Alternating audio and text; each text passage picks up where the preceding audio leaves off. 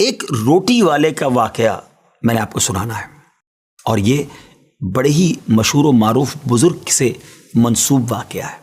حضرت ابو بردہ رضی اللہ تعالیٰ عنہ راوی ہیں کہ حضرت ابو موسیٰ اشعری رضی اللہ تعالیٰ عنہ کی جب وفات کا وقت قریب آیا تو انہوں نے اپنے بیٹوں سے کہا کہ اے بیٹو، روٹی والے کو یاد رکھنا۔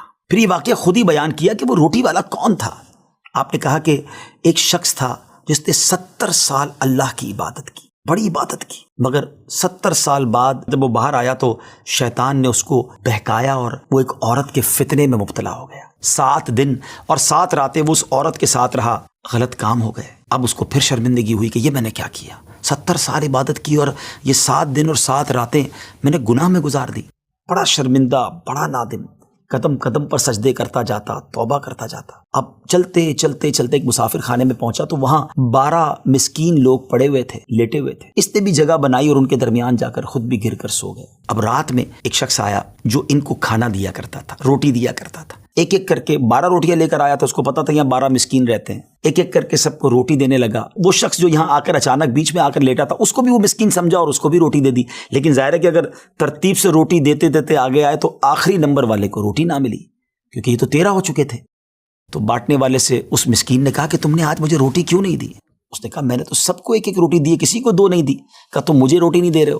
بہرحال وہ ناراض ہو گیا کہ ٹھیک ہے، پھر تم اگر یہ سمجھتے ہو کہ میں بددیانتی کر رہا ہوں تو میں تمہیں کچھ بھی نہیں دوں گا۔ یہ کہہ کر وہ شخص تو چلا گیا، مگر وہ مسکین بیچارہ بھوکا رہ گیا۔ اب وہ شخص جس نے ابھی توبہ کی تھی، پہلے 70 سال کی عبادت بھی کی ہوئی تھی، اس کو خیال آیا کہ میری وجہ سے اس مسکین کو روٹی نہیں ملی ہے۔ بھوک اسے بھی بڑی تھی، مگر اس نے وہ روٹی اسے دے دی۔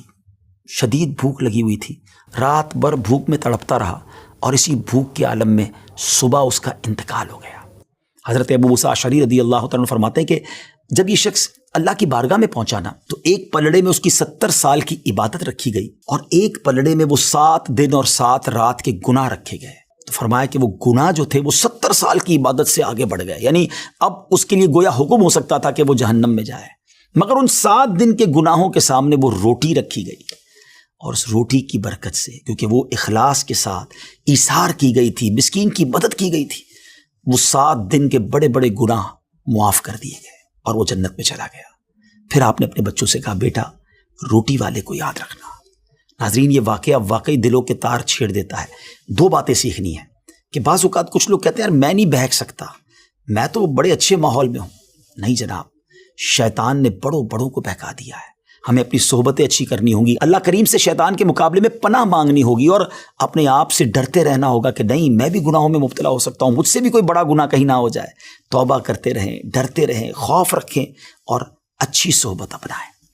اور دوسری بات، صدقہ جو ہے نا وہ گناہوں کو مٹا دیتا ہے۔ صدقہ اللہ کی بارگاہ میں بڑا پسندیدہ ہے۔ غریبوں کی مدد کرنا یہ اللہ کو بڑا پسند ہے۔ ہمیں بھی چاہیے کہ وقتاً فوقتاً اپنے غریب پڑوسیوں، غریب رشتہ داروں، غریب مسلمانوں کی مدد کرتے رہیں۔ اور دعوت اسلامی کا شعبہ FGRF سبحان اللہ دکھیارے مسلمانوں کی شاندار انداز میں مدد کرتا ہے۔ سیلاب زدگان کی مدد کتنے بڑے پیمانے پر کی گئی اور یہ سارا سال ہی اب کچھ نہ کچھ سلسلہ رہتا ہے، تو آپ بھی FGRF کا ساتھ دیجیے، دکھیارے مسلمانوں کی مدد کیجیے۔ اللہ آپ کے رزق حلال میں برکت عطا فرمائے اور ہم سب کے گناہوں کو معاف فرمائے۔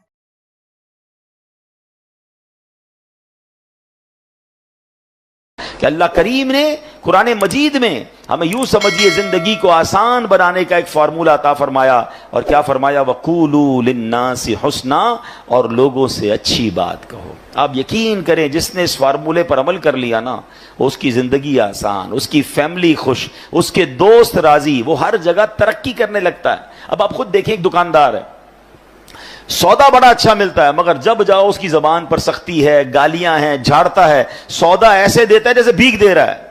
ادھر گاہک جائیں گے، یا ایک ایسا دکاندار ہے جو ہر آنے والے گاہک سے محبت سے بات کر رہا ہے، پیار سے بات کر رہا ہے، طبیعت بھی پوچھ رہا ہے، بندہ کہتا ہے بڑا با اخلاق ہے۔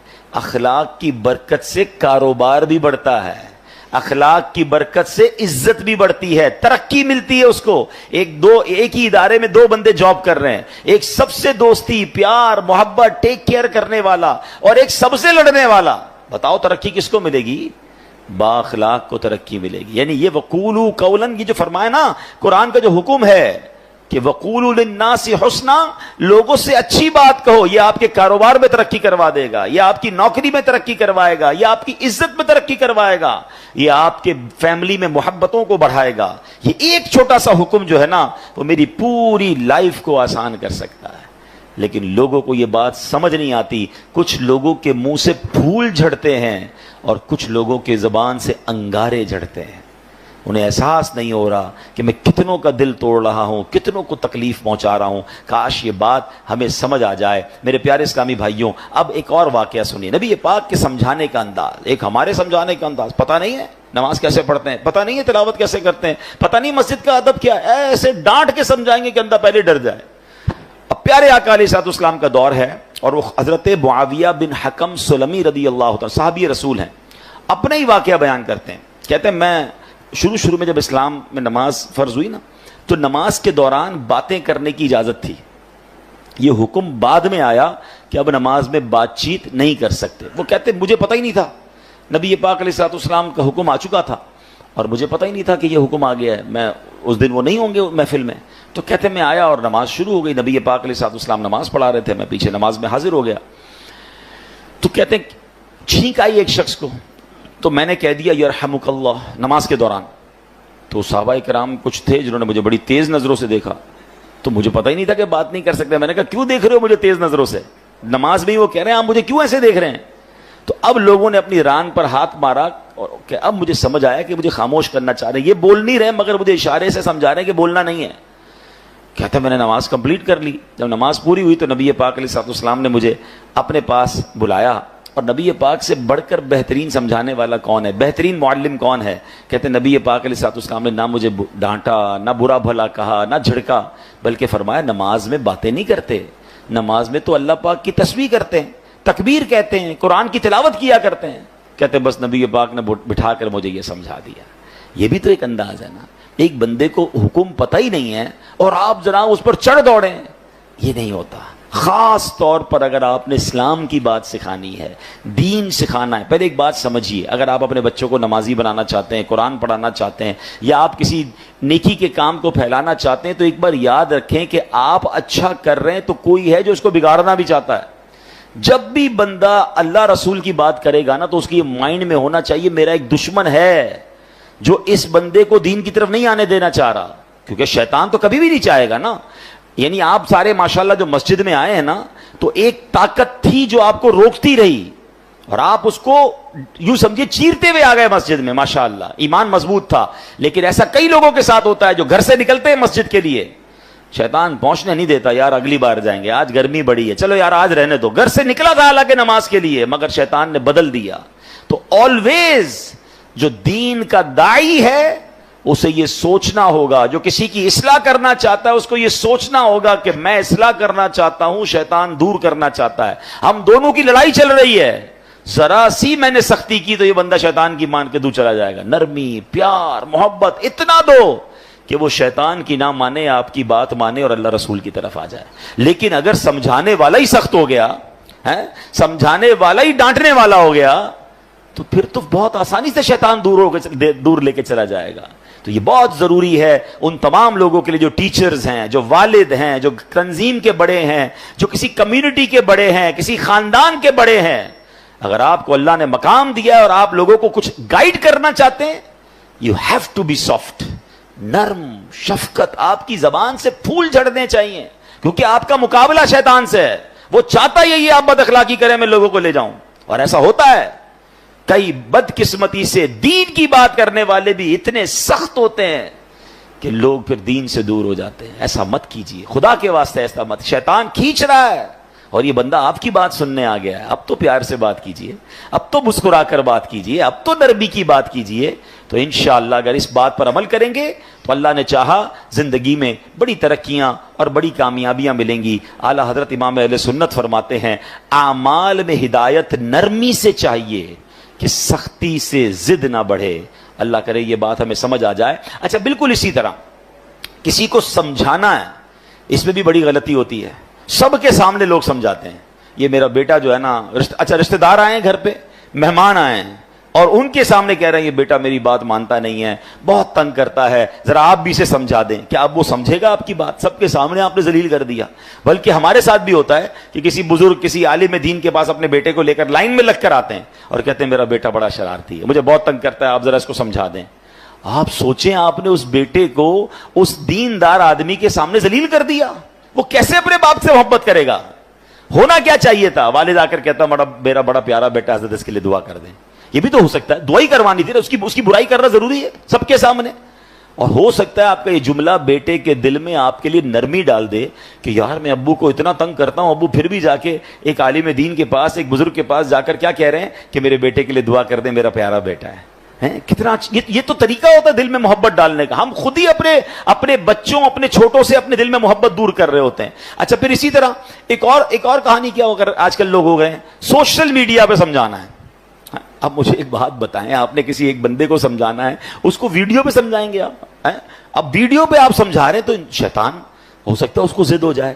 اچھا, آپ نے اس کو سمجھایا یا اس کی کوئی برائی بتائی اور اس نے وہ برائی ختم کر بھی لی, تو یہ ہزاروں لاکھوں لوگوں کو آپ نے اس کی برائی بتائی, اس کا عذاب کس پر ہے, اس کا گناہ کس پر؟ یہ کون سا طریقہ ہے کہ آپ کو کسی فرد سے پرابلم ہے اور آپ اس کو سوشل میڈیا پہ سمجھا رہے ہیں, ویڈیو کے ذریعے سمجھا رہے ہیں؟ یہ تو عجیب ہو گیا, یہ دشمنی بڑھانے والی بات ہے, یہ شیطان کو خوش کرنے والی بات ہے. اللہ کرے کہ یہ لوگوں کو بات سمجھ آ جائے کہ ایک جملہ یاد کر لیں, جس نے کسی کو سب کے سامنے سمجھایا اس نے اس کو ذلیل کیا, اور جس نے کسی کو اکیلے میں سمجھایا اس نے اس کو زینت بخشی. ہاں, اگر پیار ہے نا کسی سے, سمجھانا ہے تو اکیلے میں. حضرت آپ نے پرچی لکھ دیں, میسج کر دیں کہ یہ آپ کے بیان میں پرابلم تھا, یہ آپ کے انداز میں پرابلم تھا, یا کوئی بھی آپ کی فیملی کا ایشو ہے, آپ کے دوستوں میں ایشو ہے, ذرا اکیلے میں آپ سے بات کرنی ہے پیار سے. اچھا, اس میں بھی ایک انداز اختیار کیا جا سکتا ہے کہ آپ نے اس دن جو یہ بات کہی تھی, شاید ہو سکتا ہے میرے سننے میں غلطی ہوئی ہو, اگر ایسا کہا تھا تو ایسا نہیں کہنا چاہیے, پیارے بھائی ناراض مت ہوئی ہوگا. یہ بھی تو ایک انداز ہے نا, آپ اصل سمجھانا چاہتے ہیں, اور اگر آپ لڑنا چاہتے ہیں, ذلیل کرنا چاہتے ہیں, تو پھر اپنے دل سے پوچھئے, اس سے سلو نہیں ہوتی ہے.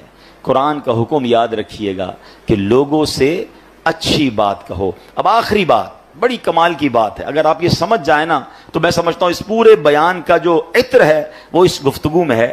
کہ علامہ قرطبی رحمۃ اللہ تعالی علیہ فرماتے ہیں, سمجھانے والا دنیا میں کوئی بھی ہو, آج کے دور میں کوئی حضرت موسیٰ اور حضرت ہارون سے افضل نہیں ہو سکتا. اللہ کے نبی ہے نا, اور جسے سمجھایا جائے وہ کتنا ہی بڑا گناہگار کیوں نہ ہو, وہ فرعون سے بڑا گناہگار نہیں ہو سکتا. بات سمجھ آ رہی ہے؟ یعنی آج اگر کسی کے ساتھ آپ کو پرابلم ہے, کتنا ہی اس نے آپ کو کیوں نہ ستایا ہو, کتنا ہی وہ غلط آدمی کیوں نہ ہو, گناہوں میں وہ فرعون سے بڑھ نہیں سکتا. اور ہم میں سے سمجھانے والا کوئی بھی حضرت موسیٰ اور حضرت ہارون سے بڑھ نہیں سکتا. دو ایکسٹریم ہو گئی نا, سمجھانے والا بھی ٹاپ پہ ہے اور گناہگار بھی سب سے بڑا ہے. مگر جب حضرت موسیٰ اور حضرت ہارون فرعون کے پاس جا رہے تھے تو اللہ کریم نے کیا انہیں ارشاد فرمایا تھا, فَقُولَا لَهُ قَوْلًا لَيِّنًا, تو تم اس سے نرم بات کہنا. قرآن حضرت موسیٰ حضرت ہارون کو کہہ رہا ہے, کس سے نرم بات کرنا؟ فرعون سے. یار کسی فرعون سے بڑے گناہگار سے مل لیا آپ نے جو اس سے سختی کر رہے ہو, سمجھیے. یا حضرت موسیٰ سے زیادہ اچھا سمجھانا آتا ہے آپ کو. اتنی دو ایکسٹریم مل رہی تھی, مگر آرڈر کیا تھا کہ نرمی سے بات کرنی ہے, پیار سے بات کرنی ہے. اللہ اکبر. اب یہ بات آپ سمجھ لیں, اگر آپ سمجھانا چاہتے ہیں یہ سختی سے نہیں ہو سکتا. آپ لڑنا چاہتے ہیں پھر وہ آپ کی مرضی ہے, وہ پھر آپ اللہ کو جواب دیں کہ آپ لڑائی جھگڑے والے ہیں. اگر آپ کے مائنڈ سیٹ میں یہ کہ یار اس بندے کی غلطی دور کرنی ہے, یا اس کو ٹھیک کرنا ہے, اس کی تربیت کرنی ہے, آئندہ یہ نہ کرے, تو یہ کام نرمی سے ہوگا. سختی سے بگڑنے کا چانس ہے, دشمنیاں ہو جاتی ہیں. وہ ایک بات ہے نا کہ ایک بندہ کہیں جا رہا تھا, سر پہ اس کے کانچ کی چوڑیاں تھیں اور اس کا پورا ایک گٹھڑ تھا. تو ایک پولیس والا آیا, کوتوال, اور اس نے آ کر ڈنڈا مارا اس پہ. کہا بتاؤ اس میں کیا ہے؟ کہتا صاحب تھوڑی دیر پہلے تو چوڑیاں تھیں, اب تو کچھ بھی نہیں ہے. یعنی آپ ڈنڈا مار کر پوچھ رہے ہیں تو ٹوٹ گیا جو آپ پوچھنا چاہ رہے تھے, وہ تو چورا چورا ہو گیا. تو ہم بھی بعضوں کا ڈنڈا مار کے جو ہے نا سیدھا کرنا چاہ رہے ہوتے ہیں. کہتے ہیں نا پہلے ہی مٹکے میں سوراخ کر دو, اب جتنا پانی ڈالنا ہے تو پانی نے لیک ہی ہو جانا ہے, پانی بھرنا نہیں ہے. اب آپ ڈالے جائیں پانی, اب آپ سمجھاتے جائیں. پہلے تو سوراخ کر دیا آپ نے, کسی کو گالی دے کر, ڈانٹ کر, ذلیل کر کر اب بٹھا کے سمجھا رہے ہیں.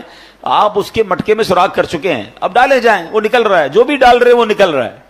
تو کاش یہ بات سمجھ آ جائے کہ ہے فلاح و کامرانی نرمی و آسانی میں، ہر بنا کام بگڑ جاتا ہے نادانی میں۔ صدقہ خیرات کی بات ہم بہت ساری کرتے ہیں، ٹھیک ہے؟ آج آپ کو ایک کمال کا صدقہ بتاتا ہوں، 1 روپیہ بھی خرچ نہیں ہوگا۔ غریب لوگ ذرا اور غور سے سن لیں، امیر بھی سنیں، کیونکہ امیر بھی کون سا روز خرچ کرتے ہیں، ٹھیک ہے نا؟ یہ بغیر خرچے کا صدقہ ہے۔ اللہ کے حبیب علیہ الصلوۃ والسلام فرماتے ہیں اچھی بات صدقہ ہے۔ ہائے ہائے، یعنی صرف مال سے صدقہ نہیں ہوتا، بلکہ ہر معمولی چھوٹی سے چھوٹی نیکی بھی اگر اخلاص کے ساتھ کی جائے تو اس پر صدقے کا ثواب ملتا ہے، حتیٰ کہ مسلمان بھائی سے میٹھی اور نرم باتیں کرنا بھی صدقہ ہے۔ تو یہ صدقہ تو روز کیا کرے نا بھائی، بغیر پیسے خرچ کیے ثواب مل ہی جائے گا، میٹر چل رہا ہے۔ اور اب میں آخری جملہ کہہ کر اپنی بات کو ختم کرتا ہوں۔ جو عاشقان رسول ہیں، جو نبی پاک سے محبت کرتے ہیں، اس میں اس حدیث میں ان کے لیے ڈر بھی ہے اور ان کے لیے خوشخبری بھی ہے۔ اللہ کے رسول علیہ الصلوۃ والسلام فرماتے ہیں کہ بے شک تم میں سے مجھے سب سے زیادہ پیارے، سنو آقا فرمانے تم میں سے سب سے زیادہ پیارے اور قیامت کے دن میرے نزدیک ترین وہ لوگ ہوں گے